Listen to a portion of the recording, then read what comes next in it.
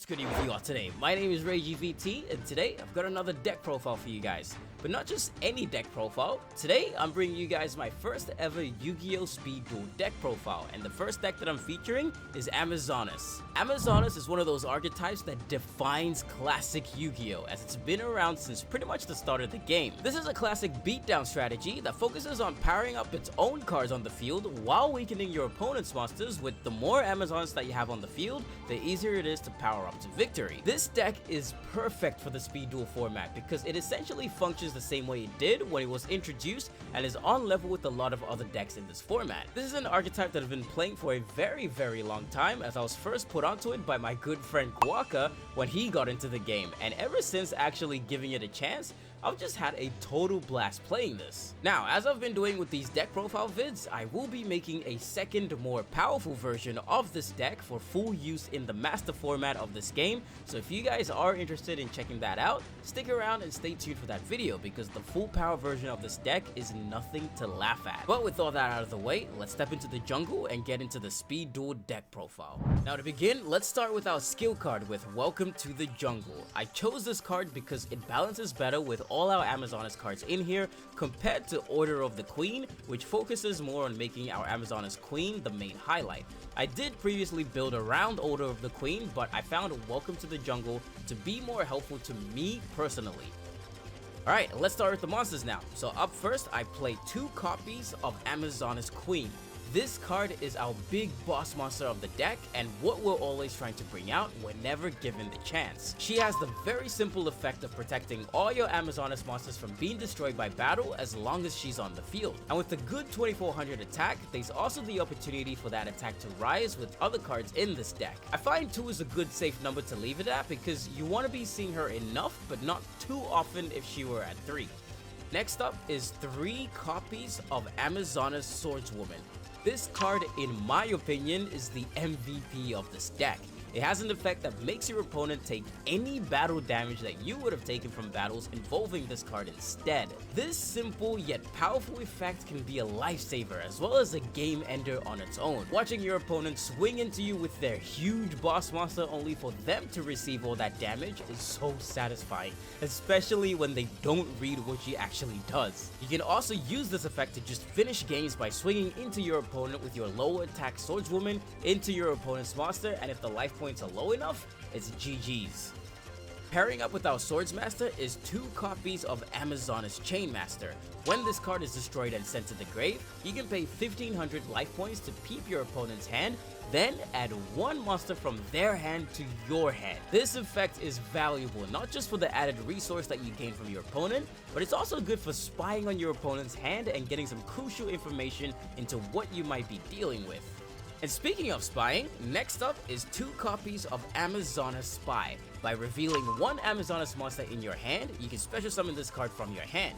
This is a once per turn effect. When this card is destroyed by battle and sent to the grave, you can target 1 Amazonas Spy and either return it to the hand or shuffle it into the deck. It's great for getting an additional body on the field quickly, and even in the full power version of this deck, this card still has some great use. Now, please do mind the proxy here, but I do play 1 copy of Amazonas Sage.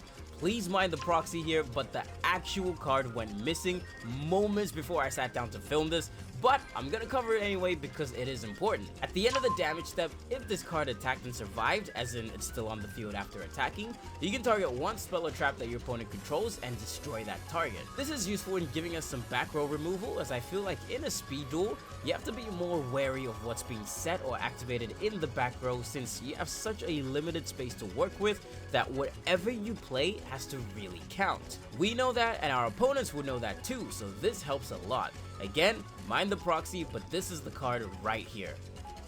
Next in, I play 2 copies of Amazonas Scouts and 1 copy of Amazonas Tiger. During either player's turn, you can tribute this card, and during that turn, all face-up Amazonas monsters you currently control cannot be targeted by monster effects and cannot be destroyed by card effects. This is extremely useful. The advantage of making all our Amazonas monsters immune to any and all card effects is something that's essential in here and comes up a lot of the time. This is a good tool of in this and the full power version of this deck. And Tiger gains 400 attack for each Amazoness monster that you control. And on top of that, your opponent's monsters cannot attack any other Amazoness monsters except this one as long as it's on the field. The downside is that you can only control one Amazoness Tiger at any given point, so you can't have 2 or more of these on the field. This card gives us an extra point of protection by essentially serving as a bodyguard to all our other Amazoness monsters. It also just looks really tough. This card also has some crazy power-ups in both Amazoness Pet Liger and Amazoness Pet Liger King, both of which we'll introduce in the next time we visit this deck. And then lastly, we have Amazoness Trainee. Monsters destroyed by this card are returned to the bottom of the deck instead of going to the grave. If this card destroys an opponent's monster by battle, it gains 200 attack. I like this card because it can eliminate problems in a different way. By sending our opponent's cards to the bottom of the deck rather than the grave, it can prevent other effects from being triggered and fired off, which is good. And the attack boost gained too is very helpful. So that's it for the monsters. Now we move on to the spells and traps. Now the Amazoness support spells and traps usually focus on either buffing up your Amazoness monsters or weakening your opponent's monsters, as I mentioned in the beginning, or sometimes even just outright destroying them, which also helps. So to start, we play 2 copies of Amazoness Village. This is the field spell of the deck and is one of our most key cards in this deck. All Amazoness monsters gain 200 attack. Once per turn, when an Amazoness monster is destroyed by battle or card effect and sent to the grave, you can special summon one Amazoness monster from your deck with a level less than or equal to that Amazoness monster in the grave. This is an excellent way to keep recursion going, as we do play a lot of Amazoness monsters that are level 4 and a few level 3s and 2s too. And as long as it's active, all your Amazoness warriors get even stronger. I feel like 2 is okay, but this can easily jump up to 3 because it is one of our more important and needed cards for the archetype, so do go ahead and bump this up to 3 if able. The next is 2 copies of Amazoness Fighting Spirit. It's a continuous spell that allows any attacking Amazoness monster to gain 1000 attack during damage calculation only. Amazoness thrive on battle, as is their nature, so additional power-ups like this are what it's all about for them. And then 2 copies of Amazoness Heirloom.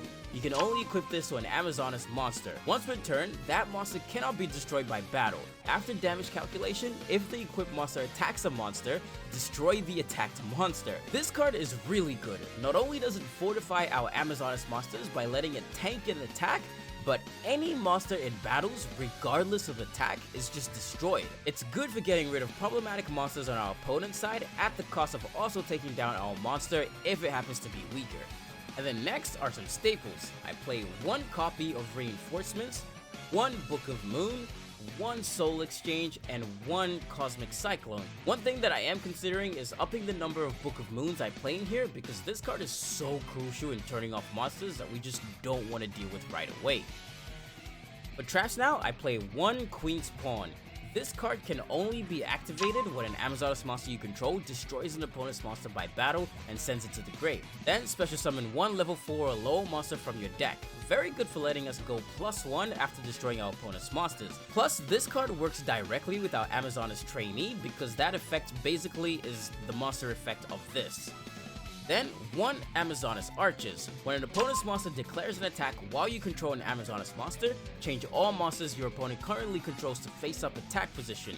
Any flip effects are not activated. They also lose 500 attack, and also they must attack this turn if able. This card is good, especially if our opponent is playing defense a lot. It forces our opponent to attack into our monsters, which can trigger out various monsters and other card effects for battle. And then 1 Dramatic Rescue. This is a card that I'm trying out for a bit. It can be activated when a card is activated that targets an Amazoness monster. Return the targeted monster to its owner's hand and special summon 1 other monster from your hand. So you can tag out into another Amazoness monster to get you out of a tough spot. And then last of the archetypal cards is Amazoness Willpower. Select 1 Amazoness monster in your grave and special summon it in attack position. It cannot change its battle position and must attack if able. When this card is removed from the field, destroy that monster, and when that monster is destroyed, destroy this card. This is a continuous trap that I'm also trying out for the time being. And finally, 1 Metaverse. This is to search out Amazoness Village. And that's gonna do it for my Amazoness tribal deck profile. Now, you might be wondering, where's the extra deck? Well, to put it simply, I don't have one in here yet. It is a shame, but none of the Amazoness extra deck monsters like Empress and Pet Liger got a speed duel printing, which is very unfortunate. There are a number of fusion monsters available in speed duels as well, but a lot of these are very archetype specific, and almost none of them use any generic fusion materials, so Amazoness have kinda lucked out so far when it comes to the speed duel bosses. But that's okay, because most of the time, Amazoness Queen is able to hold the line for this deck as its main big boss, and with all the power-up effects that are present and active in this deck, she does a good job of holding the ground for us. But this all changes in the full power version of this deck, as Amazoness Queen not only has the potential to get even stronger, but she also has a slew of new support with new fusion boss monsters to take full advantage of, as well as a number of different Amazoness monsters to add to the tribe. So join me as we take a look at all of that next time. Hope you guys enjoyed this different style deck profile, and I will see you guys again real soon in the Duel Arena.